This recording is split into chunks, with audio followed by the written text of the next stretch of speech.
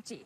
This is unusual even for a normal day, but during the Lunar New Year holiday, it's almost unprecedented. And a lot of that is because the government authorities here have been imposing travel restrictions as well as other measures to try to stop the virus, which is making day-to-day life here quite challenging.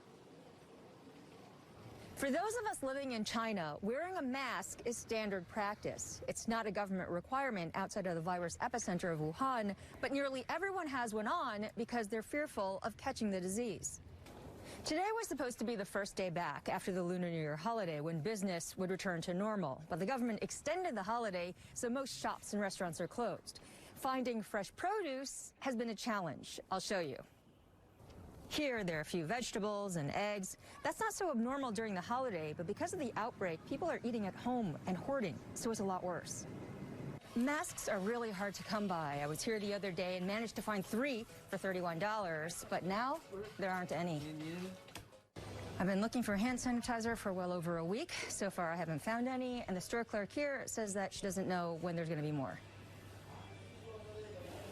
This is one of the entrances to my apartment complex, but more and more housing estates, office buildings, and public areas are setting up barricades and temperature checks.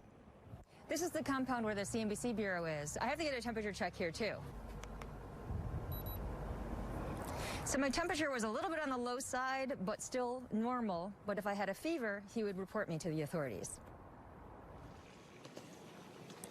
So just living here, you get a sense of the potential dire impact on the economy. And in fact, Goldman was just the latest to put out some new numbers where they're revising downwards their estimates for the full year for China from 5.9% growth to 5.5% growth. And they also believe that the U.S. economy is going to see an impact on the first quarter, but then they expect to see a rebound in the U.S. in the next quarter. So, Courtney, it shouldn't have too much of a net drag, they say, on the U.S. economy for the full year. Very interesting, Eunice, to see inside of some of those shops as well, beyond the numbers, the real day-to-day life and what you all are dealing with when it comes to shortages of things like fresh produce, like you said, or hand sanitizer and masks. Eunice, you also, it's probably been about a week, I guess, since China announced that they were going to build that 1,000-bed hospital to help treat the growing number of infected. We were all blown away by how fast that they could build that. What can you tell us about the progress?